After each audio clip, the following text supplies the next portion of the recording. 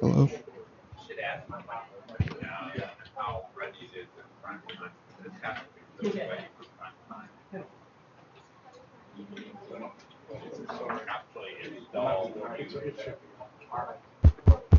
Hello. Hey everyone, let's get started. Our first presenter today is Maryam Kazerooni. She got her bachelor's from Sharif University in 2010 and her master's from the University of Windsor in 2012. And right now she's working with Professor Overby on geomagnetically induced currents. Thank you.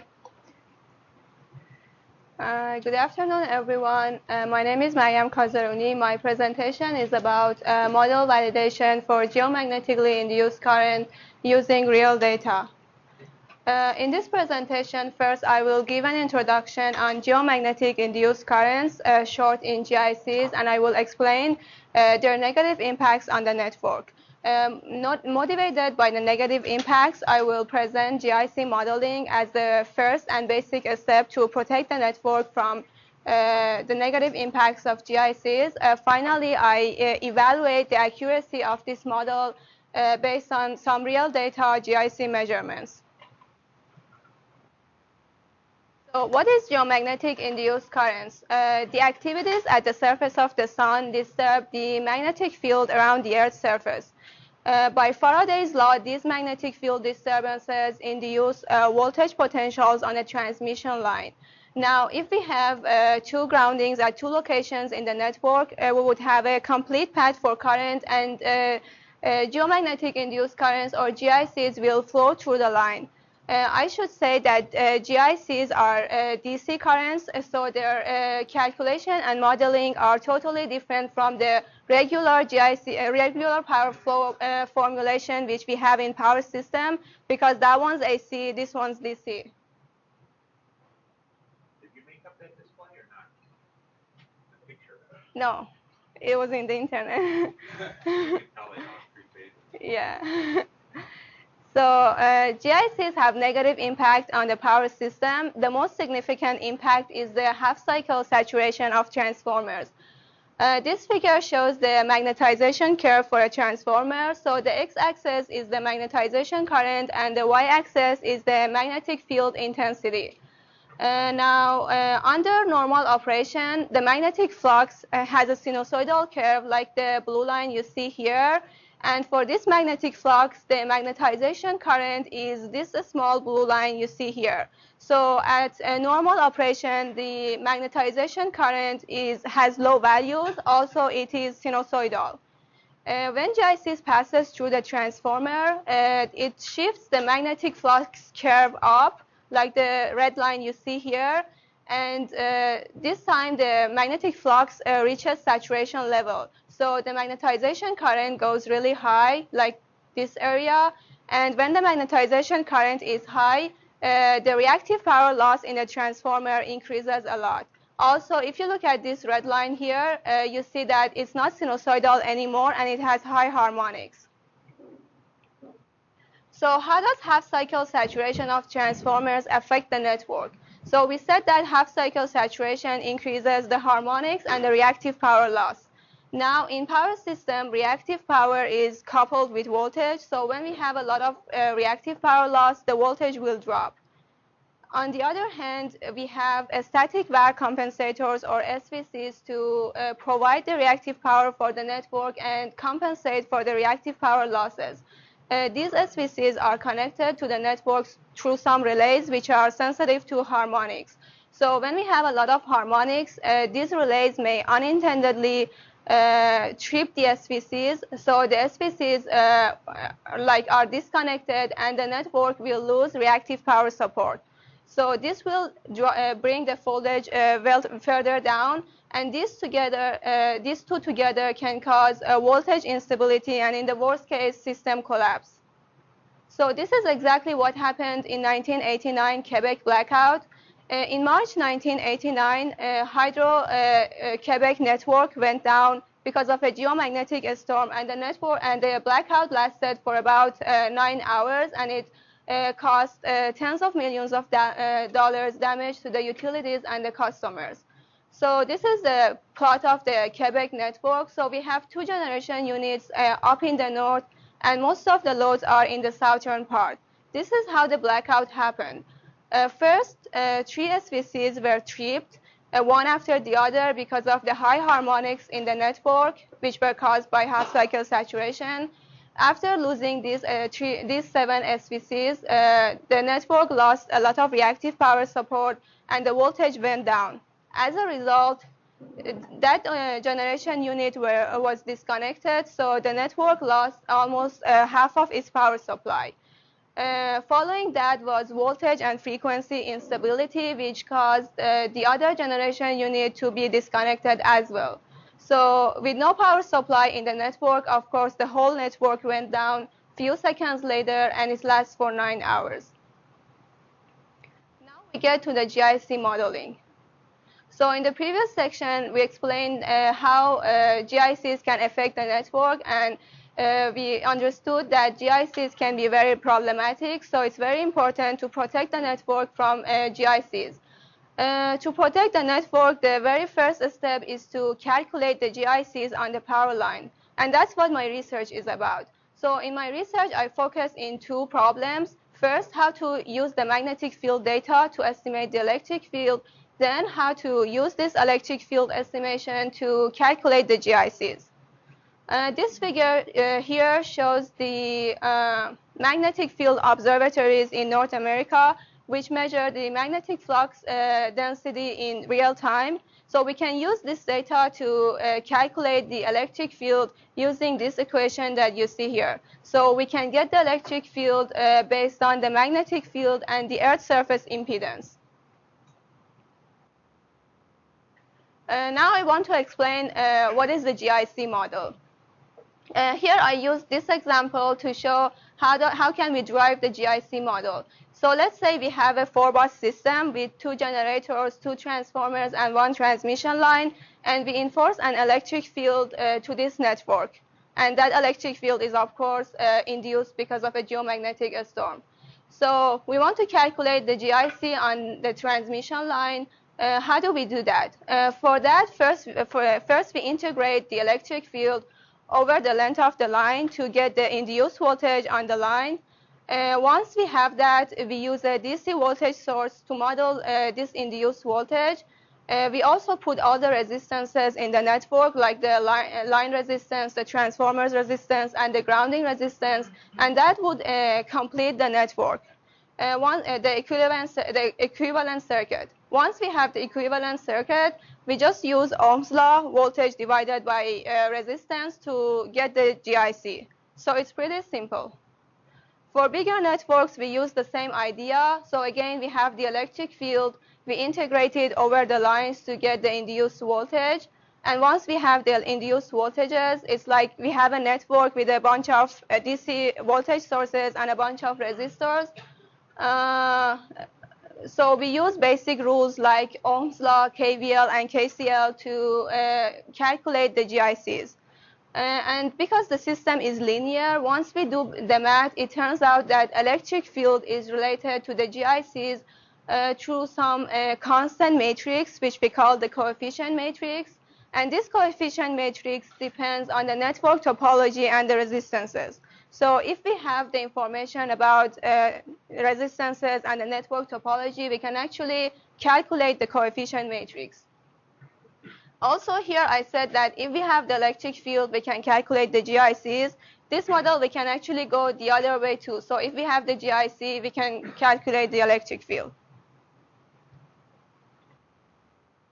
So when we were working on the GIC modeling, we were able to get some real data GIC measurements and use that to evaluate the accuracy of our model.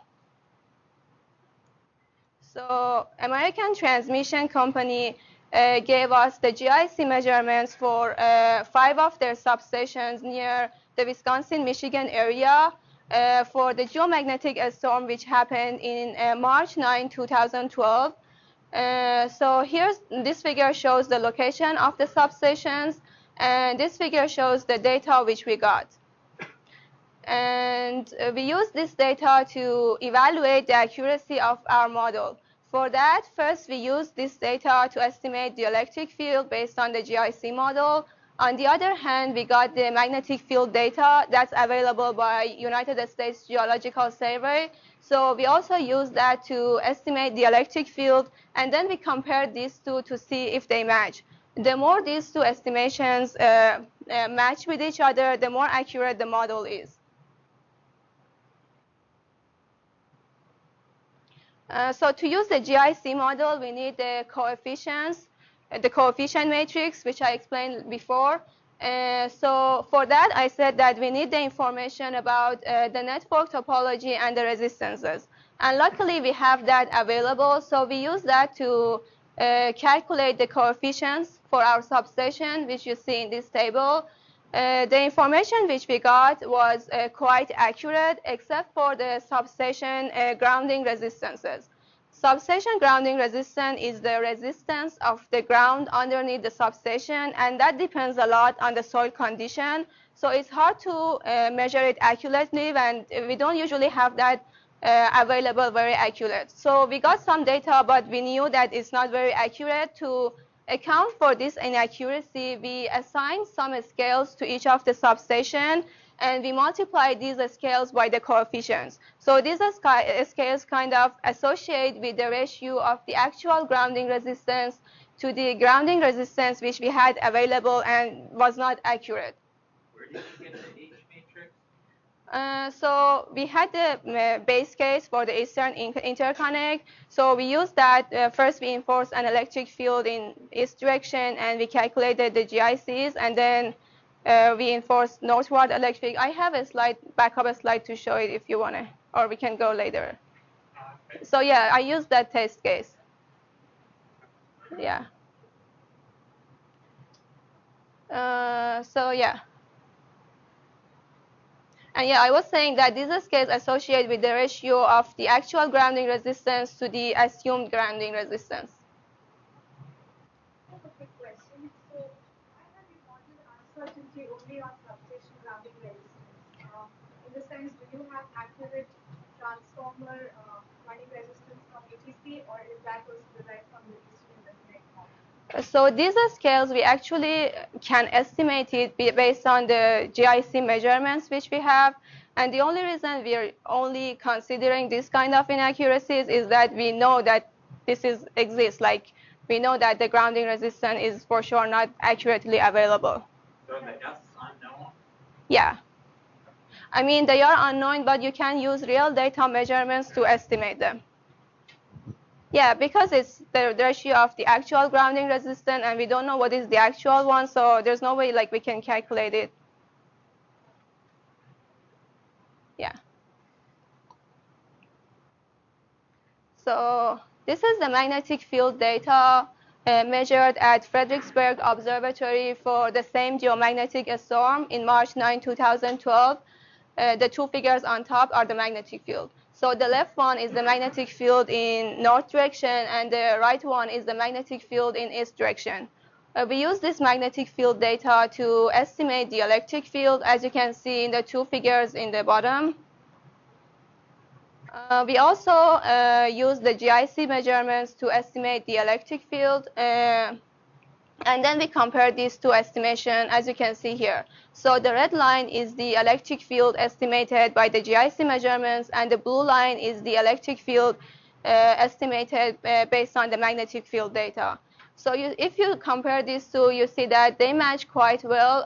For sure, there are some mismatches, especially between time 5 and 6. But like for the rest, the agreement is quite well.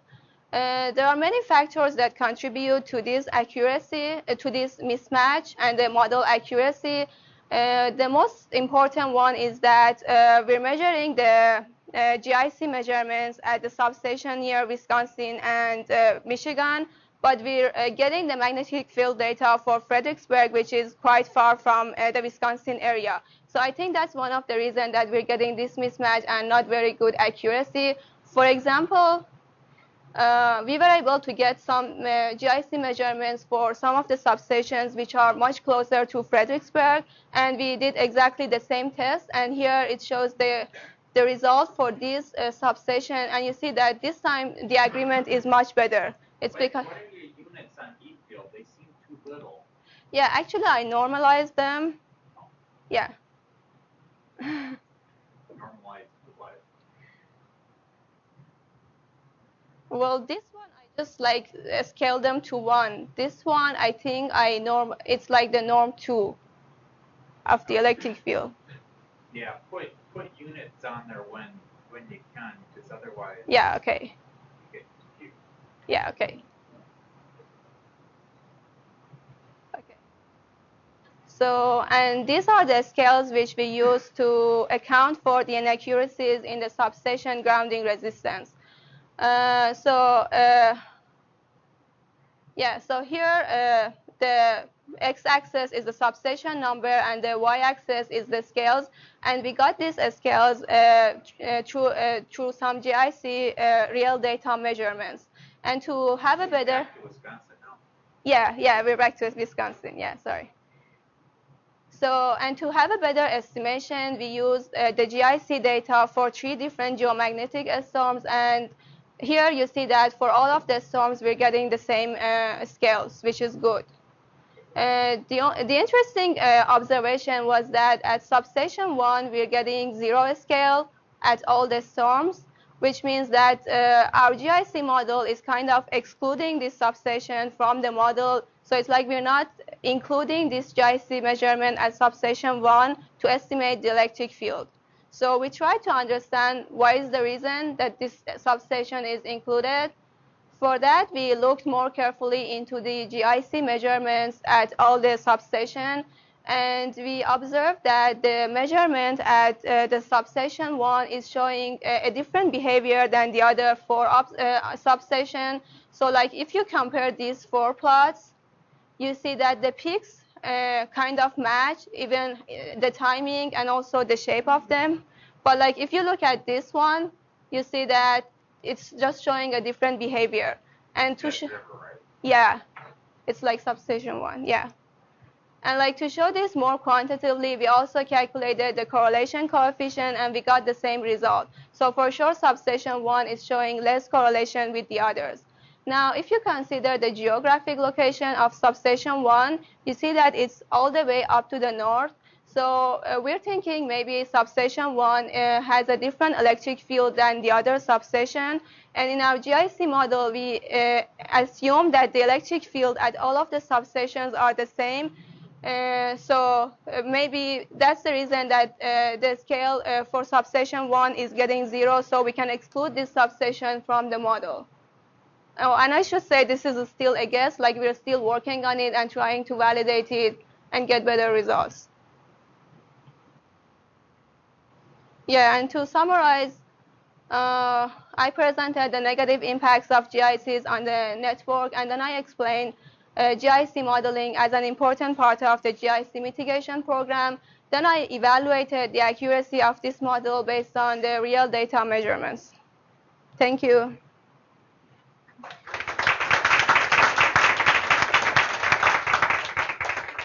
job, Maryam. Go back to where you had those S's. Oh, wait. The storm one again. Next. This one? No, that one. Oh, okay. Just as a point, when you're showing integer data, change your Yeah. scale so it doesn't show. Half, yeah. And then kind of put a box around your storm 1, 2, 3, so it doesn't look like it's. Okay, that's not the point. Go back. Back. What exactly were the S's are variables that you're estimating, Yes. right? Okay. And what are you doing? You're multiplying the whole row in H by S? Yes. So H matrix is a n by 2. So we have northward coefficient and eastward coefficient. We multiply both coefficients by the same scale. And your S values came out to be. That plot. Go back to where you show the S's. This one. Yeah, Dead River aside, that's puzzling. Yeah. What would you have expected them to be if you had perfect data? If we have perfect data and if all the grounding resistances are accurately available, we would have the same scale for all of them. Would it be 1? Here we set it to be the sum of them to be 1. So like if we have 5 substations, it would be 0.2 for all of them.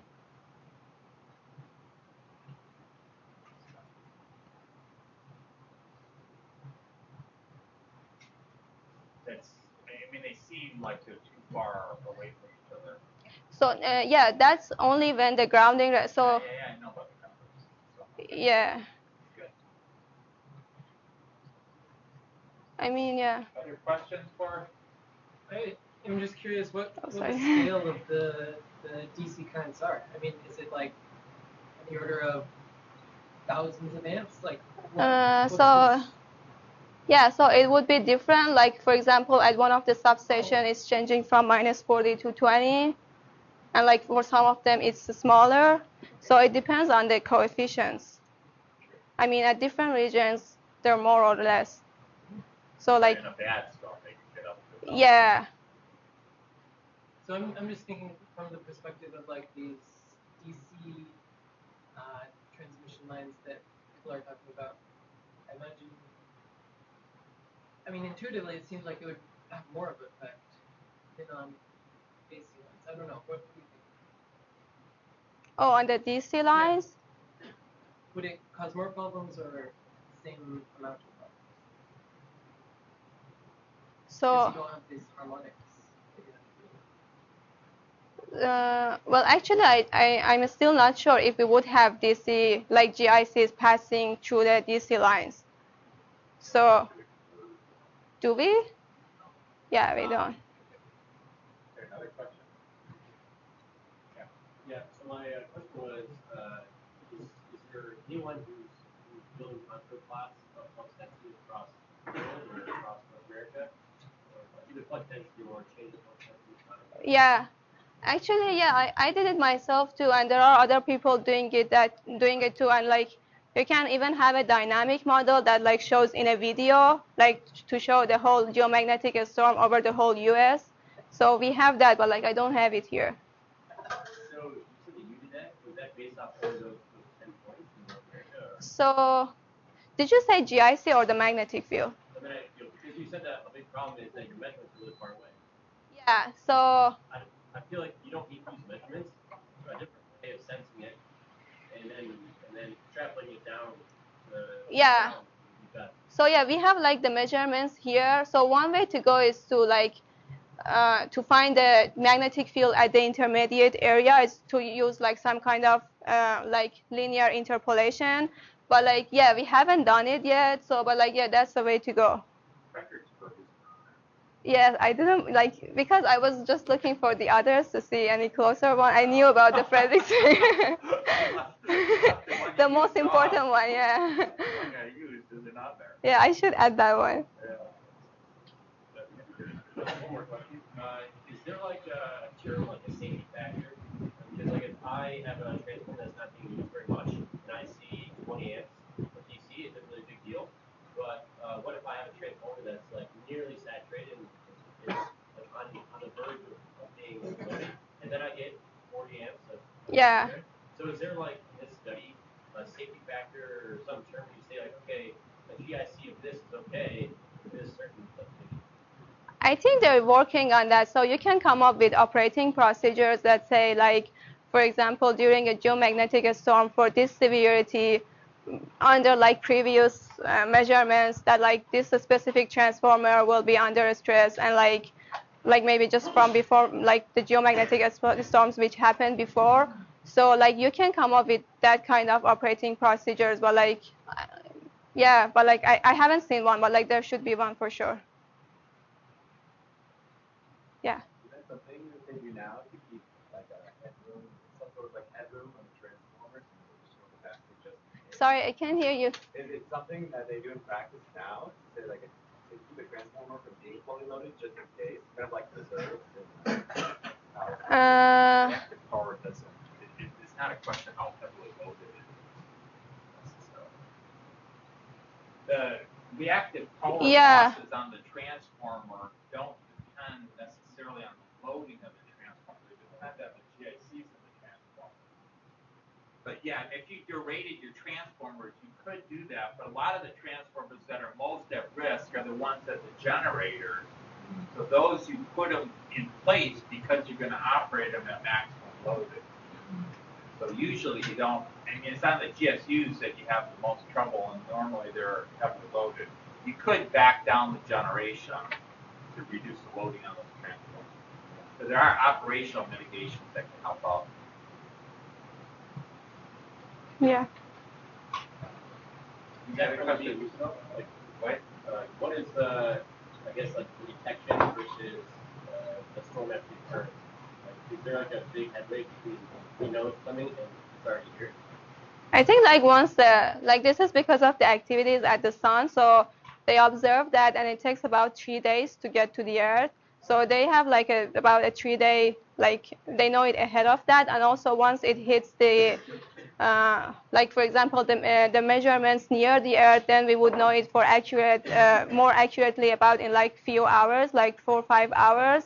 So yeah, that make them like be prepared for it. Actually, what Maryam said is true. Mostly for a little storm, it'll come in at maybe 1 or 2 million miles an hour. So it takes, like she said, 2 or 3 days to get here. The big storms can get here in less than a day. Oh. There's a satellite at the Lagrange point, which is about 1 million miles from the Earth. So if a fast storm's coming in, it would be coming in at several million miles an hour. So it would be here within 20 minutes of being detected at that point. But even when they come off the sun, you don't necessarily know how bad they are. And by the time they get to the Lagrange point, you learn more about the severity, but you don't even know if it's going to hit the northern hemisphere or the southern hemisphere. So one of the concerns here is if you had a big storm coming in and you took proactive actions that were severe, like shutting down the grid, and then it hit the southern hemisphere and you just shut down the North American grid, you might go, oops, that wasn't good. Is it better safe than sorry, right? Yeah, maybe. That was really good. Thank you.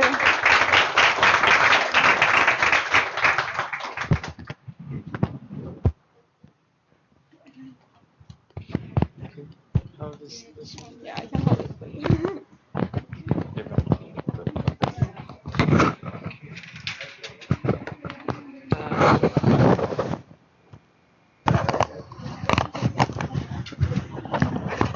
So our second speaker is Yutian Lei.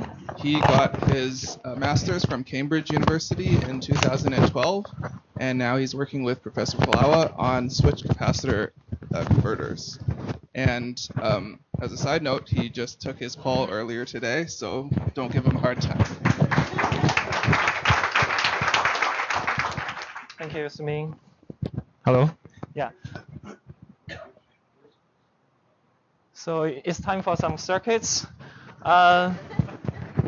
Because I originally signed up this seminar. Can we go full screen? Yeah. To hoping that I can get a practice for my call, but turns out that I use my call to practice this seminar. But okay, I'll do it again. Never mind. So the topic of my presentation is soft charging operation of switched capacitor DC-DC converters. Just a quick outline of what I'm going to talk about today again. So I'll give you an introduction and background on two types of converters, the magnetic-based converters and switched capacitor converters. And I'll compare the advantages and disadvantages of the two. And in that process, the motivation of our research will be discovered, and I'll then introduce the soft charging concept of switched capacitor converters, followed by some experimental results, and finally the conclusions. So to start, so DC-DC power converters, they process power from a DC voltage source to another. So there are a few desirable traits of a power converter. I've listed 3 of them here. They are high efficiency, high power density, and low cost. So if we look at the power density of power converters in the past 35 years, and that is plotted as the blue line here, we kind of spot a trend here that the power density of power converters doubles about every 10 years time. Now, if we compare that with the Moore's law, which is saying that the density of information processing, transistors, that density doubles every 2 years. So you can see there's a huge gap between the two. By the way, this plot is really normalized at 1975. So there's a huge gap between the two. So we really want to increase this power density further and faster. Now, to improve power density, we can either improve the switches. For example, now we have gallium nitride switch, silicon carbide switch that are beginning to be commercialized. We can also shrink the passive component sizes for like capacitors, inductors. Another way to do that is to look at the circuit topology, is to see whether we can find a better circuit topology that is able to utilize the switches better, that is able to utilize the inductors and capacitors better. And that is the focus of our research. And if it's not already obvious from the title, we are going to look at how switch capacitor converters will improve the power density. So before I go into switch capacitor converters, I'll talk about the buck converters. So buck converters, as we all know, they're very simple. People understand it pretty well. They're very robust. So we'll use that as a kind of baseline for our comparison. But there are two major problems with the buck converter. The first is that it has high device stress. So a device stress is defined as the voltage blocked by the switch when it is open times the current conducted by the switch when it is closed. So if we look at this buck converter here, for example, when S1 is closed, the voltage across S2 is V in. And when S1 is open, the voltage across S2, the current conducted by the S2 is the whole output current. So the device stress is really V in times I out. And if we compare that with the power processed by the converter, which is V out times I out, and the ratio is defined as the stress factor, that turns out to be V in over V out, which is the conversion ratio of the voltage, of the power converter. So we can see that even though, for example, if we fix the output voltage, so as the input voltage increases, even though we're processing the same amount of power, the size of the transistor also has to go up. So this is really the major drawback of the buck converter, which means that they can't really operate in a very efficient manner and in high frequency when the output voltage is really high compared to the input. Input voltage is really high compared to the output voltage. And another problem with buck converter is that they have very poor energy density. So to convince you of that, we'll give you this plot, which shows the energy density of the components. It's in millijoule per millimeter cube. And we really want to be on the far right-hand side for a larger energy density. There's really no y-axis here, so we just put the inductors on the top, capacitors on the bottom. So as we can see that the capacitors, so these are just different type of capacitors, different type of inductors, and the values are taken from commercial surface mount components. So you can see there are like at least two or three orders of magnitude difference. So which means that if a converter is able to use capacitors as the energy storage element, it will have a distinctive size of advantage compared to a converter that uses the inductors. And such a converter is called switch capacitor converters. So here is a very simple 2-to-1 switch capacitor converter. It has two phases of operation. So in phase 1, switch 1 and 3 are closed. So this V-in is in series with the flying capacitor and the output. In the other phase, C2 and C4 are closed. So V-in is open circuited, and this C-fly is just in parallel with the output. So as the converter switches between these two phases, a steady state voltage can be established. So for the flying capacitor, the voltage is half V-in. For the output voltage is also half V-in. So that is how it achieves voltage step down. So we can see that first, there's no inductors here. It uses this flying capacitor to transfer the energy from the input to the output. So it tends to have higher power density, and it's easier to integrate into an IC. it also tends to have higher efficiency at high conversion ratios, and that is because now these voltages, they only have to block half of the input voltage, because of the presence of this capacitor, all of the switches only need to block half of the input voltage. And if you compare that with the buck converter, which has to block, for which the switches have to block the full input voltage, these switches can be made smaller, can be switched at a higher frequency. And at high conversion ratios, this advantage is even magnified, because now the switches only really have to block a fraction of the input voltage. And this actually has been shown by Dr. Seaman there. So that is all good, but of course, switch capacitors converters have their own issues. Otherwise, we'll be seeing them everywhere. The problem is, number one, as it has poor energy utilization of the capacitors, and number two, it has very poor output voltage regulation capability. We'll go through each of them to see where the problem originates and to see how we can improve on that. So to see why switch capacitors have very poor energy utilization, we have to analyze a very, very simple, the simplest form of of switch capacitor converters. So in phase one, the voltage just charges up this capacitor. In phase two, the capacitor just discharges to the load. So it's not even meaningful, but it's just a one-to-one voltage. It's just a one-to-one switch capacitor converter. So if you look at the capacitor voltage waveform, it will rise from, this is like rise to the input voltage and then discharge to the output voltage. Now, if you look at the capacitor current, you'll see that it has a huge spike of current whenever you transition from one phase to another. That is because we're really shorting the voltage source and the capacitor. And when that happens, there's going to be a voltage mismatch between the two, and the voltage mismatch will be dropped across the series resistance. So that will actually cause an energy loss given by C delta Vc squared. This delta Vc is just this capacitor voltage, change of capacitor voltage in each cycle. So we can see that we really want to minimize, if we want to minimize the power loss, we really want to minimize the voltage ripple of the capacitors.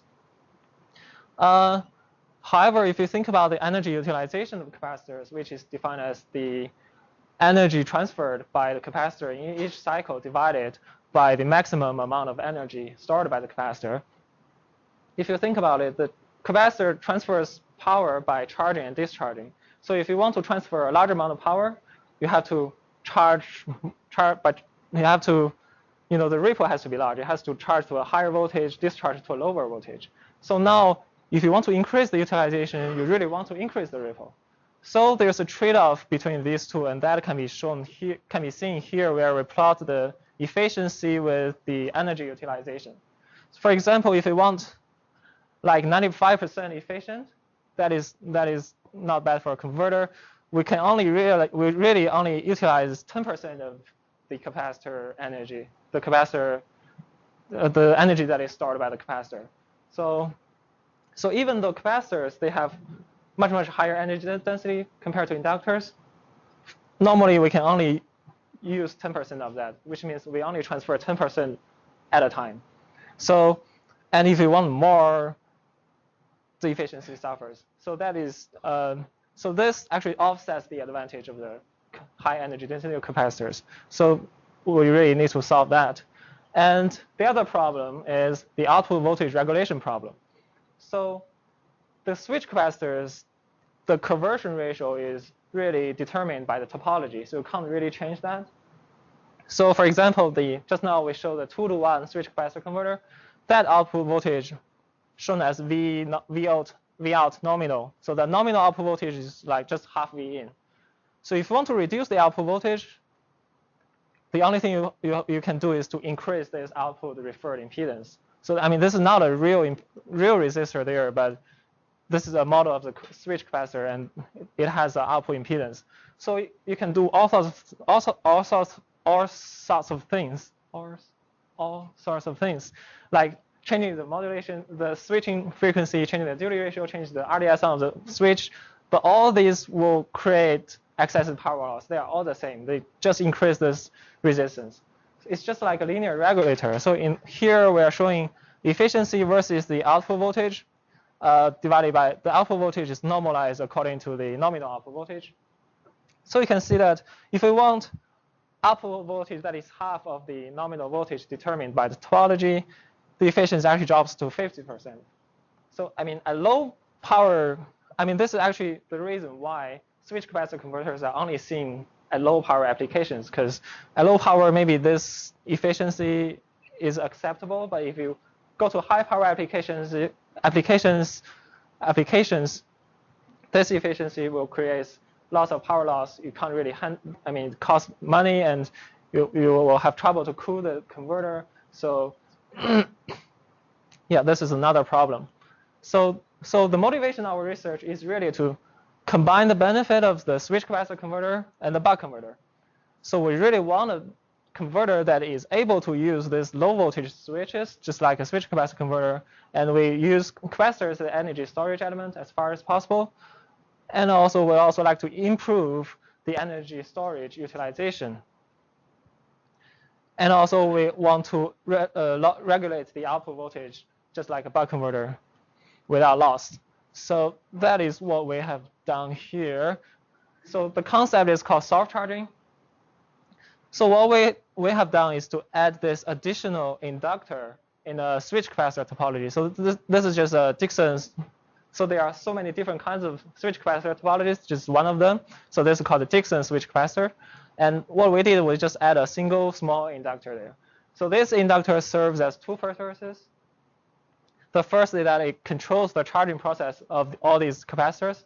So actually, with the inductor in there, we can operate this converter at a much higher voltage ripple across the capacitors without hurting the efficiency at all. So it decouples the efficiency and the ripple. So the other purpose is that if we switch the switches in a clever way, we can actually achieve lossless regulation of the output voltage. I'm not going to show the details here.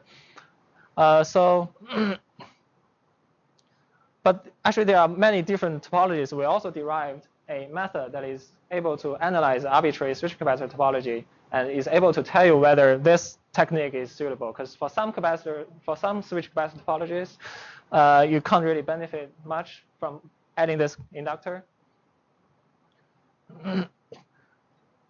And we actually discovered for this Dixon switch capacitor, we have to change the capacitor size a little bit to let it approach soft charging. So that was the schematics, and this we actually built an actual converter here. It uses an 8-to-1 Dixon switch capacitor converter, which means that the native conversion ratio is 8-to-1. So you have 80 volts, output will be 10 volts. We use gallium nitride switches because we really want to push the energy, the power density of the converter. The power stage is only here. It's actually very small, and the rest are just control and level shifting. So this converter is able to operate with the input voltage of 200 volts, and the maximum power is 100 watts. So, and switching at 250 kilohertz. Here are some experimental results. On the left, we are showing unregulated operation. The efficiency in unregulated operation, that means we fix the conversion ratio. So whatever the input voltage is, the output is an eighth of that. So we can see that it's pretty good. Its peak efficiency is 95%. Actually, for this kind of power density, it's really good. At light load, the efficiency is smaller as expected because of the switching loss.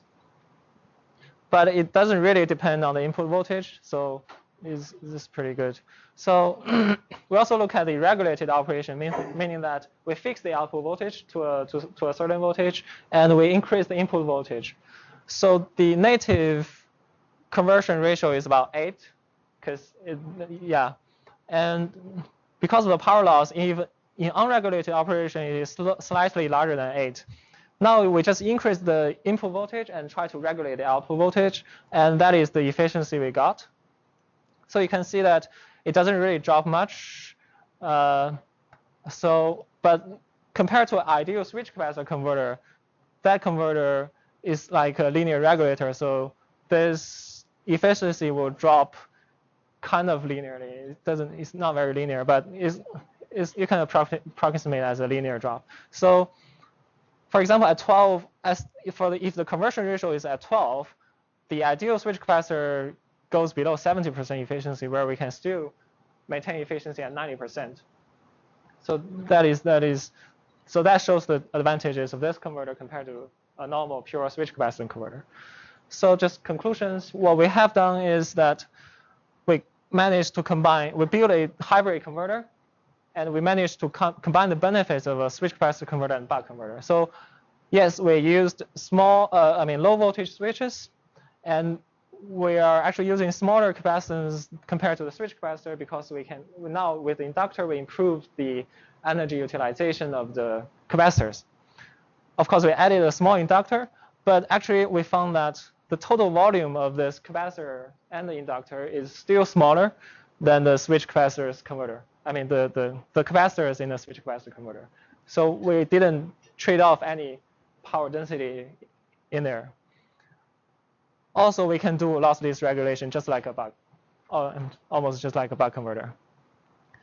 So therefore, this resultant hybrid converter really is, compared to the other two, it really has higher power density, higher efficiency, is able to regulate the output voltage. But I'm not trying to sell my converter here, but it's really good, and especially in the applications where you want high conversion ratios, high voltage step down, like 200 volts to 10 volts input, 200 volts to inputs, this is really good converter. Okay, any questions?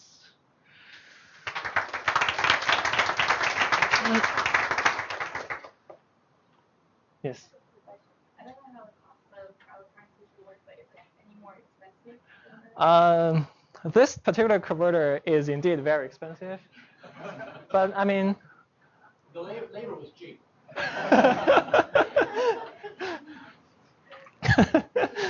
That is only because of the choice of switches. You can build switch capacitors with these switches. You can build buck converter with these switches. So itself, it doesn't add more cost to the other topologies. Yeah, it's just we're really trying to push the boundary, so we use very good components. That's it. Yeah.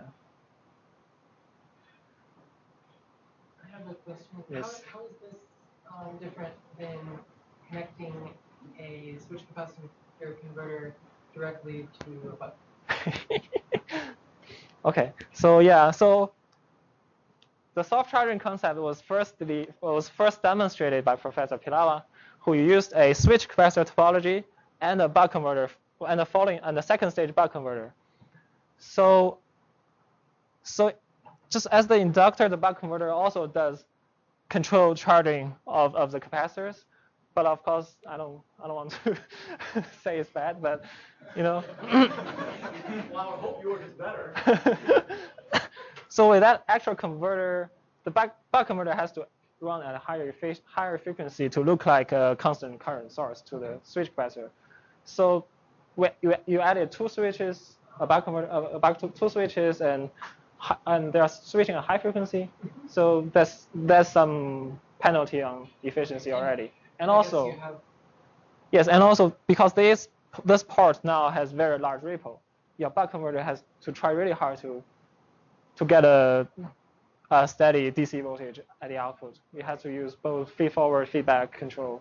It's very complicated. In this here, we actually switch all of them at a medium pretty fast frequency. So we only need an inductor. Fundamentally, there's no difference, because the reason why buck converter is able to do soft charging is because of the inductor in that buck converter. So, yeah. It makes sense. Yeah. Yes. Just to be clear, so the implication here is the reduced density, decreased power density. So with this hardware, is that kind of not the main goal? It's just proof of concept? Sorry? Was like the purpose of your hardware just to prove the concept to see if the topology worked as expected, or did you really focus on getting the power density? Oh, it's kind of proof of concept, because this is the first time we are using this technique. Besides Professor Pilawa's original idea. But we also try to really, I mean, we use very good switches to improve the power density.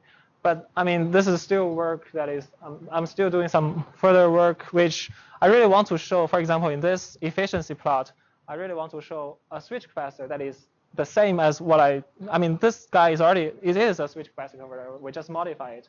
So I want to show that without modification, the same switch capacitor converter will have lower efficiency and will have lower power density as well. Yeah. The reason why I asked that was because I guess I don't know how you find power density. Is it output, like your converter power divided by the size of the capacitive? Yeah, it is. I agree. It is very tricky actually. That's why whenever I say I didn't really appreciate any paper that try to compare the power density of two converters. I think it's very hard to compare. That is true.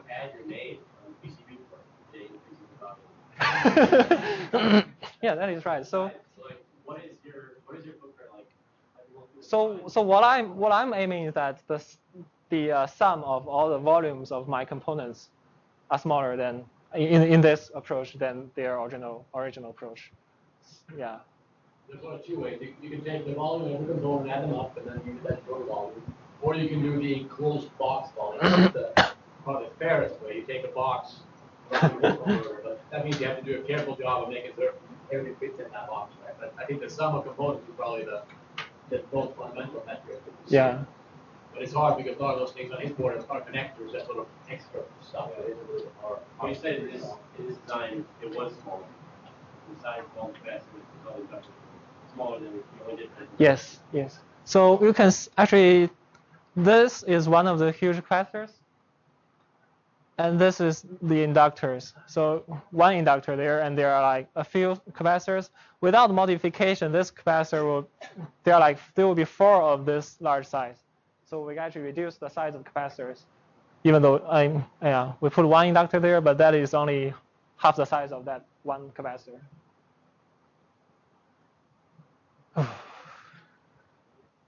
Okay. I think you guys have been tested enough today. Thank